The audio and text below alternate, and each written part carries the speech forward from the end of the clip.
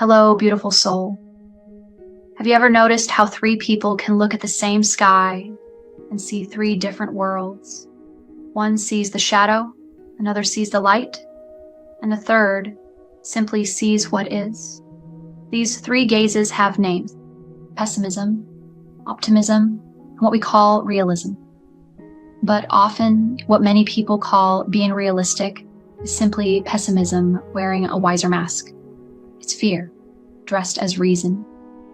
To say, I'm just being realistic, is not the same as preparing for life with clarity. It's often a quiet way of saying, I no longer believe. For true realism doesn't predict failure before it comes. It observes what is without exaggerating the darkness and without denying the light. The pessimist thinks that by expecting the worst, they'll suffer less when it arrives. But in doing so, they suffer twice, once in imagination and once in reality. They close doors before life even has the chance to enter. They mistake caution for safety and end up living half of what could have been joy. The optimist, on the other hand, believes in the sunrise, even at midnight. They see light behind the clouds, meaning inside the chaos. But if hope loses its roots, it can drift into illusion, believing in everything while touching nothing. And then there is the realist, not cold, not cynical, but awake. The realist looks at the rain and says, it's raining.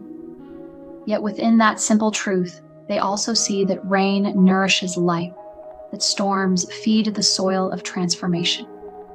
Realism is not a wall, it's a bridge. It connects the clarity of the pessimist to the faith of the optimist. It's vision with balance, wisdom with warmth. The pessimist says, this world is cruel. The optimist replies, this world will get better. And the realist whispers, this world becomes what I bring to it. For truth, dear soul, does not belong to any single perspective. It dances between them in that sacred space where awareness chooses what to feed.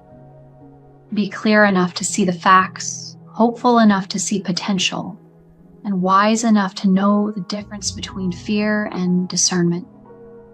Because clarity without love becomes cold, and love without clarity becomes blind.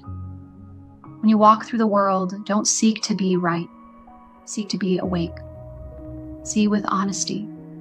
Feel with trust, and move with balance. For wisdom is not about denying the dark, but about recognizing the light through it. This is Elaria, a voice to remind you that reality is not a sentence, it's a canvas, and your perception is the brush that paints it.